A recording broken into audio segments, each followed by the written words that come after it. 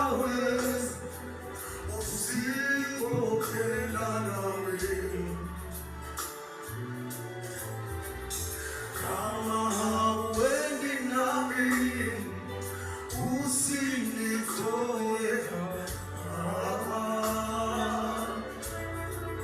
Peke yangu sitaweza usipopenda nami. Shalom, Bwana Yesu asifiwe sana.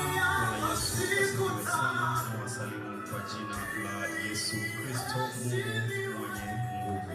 Karibu sana katika mafundisho yetu ya kila siku yanayokujia kupitia mtandao huu wa Facebook.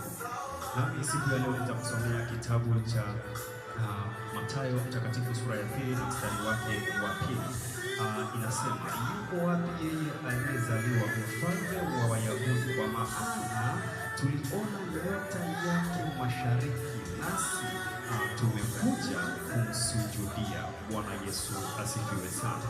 Nitakusomea tena andiko jingine la Yohana sura ya 8 na mstari wake wa 12. Inasema hivi, basi Yesu akawaambia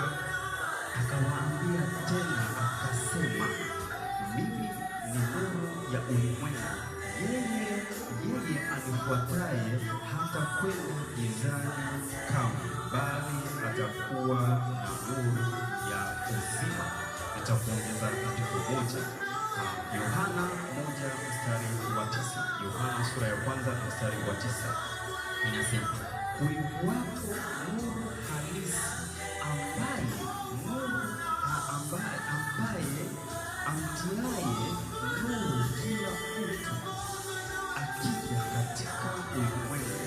Bwana Yesu asifiwe sana. Yohana sura ya 1 na mstari wake wa 9 inasema hivi, kulikuwako nuru halisi amtiaye nuru kila mtu akija katika ulimwengu. Bwana Yesu asifiwe sana. Kwa hiyo somo letu siku ya leo lina kichwa kinachosema kuzaliwa nuru katika maisha yako. Kuzaliwa nuru katika maisha yako. Bwana Yesu asifiwe sana. Nuru hii inayozungumziwa hapa siku ya leo ni Yesu Kristo mwenyewe. Bwana Yesu asifiwe sana. Nuru hii tunayozungumzia hapa siku ya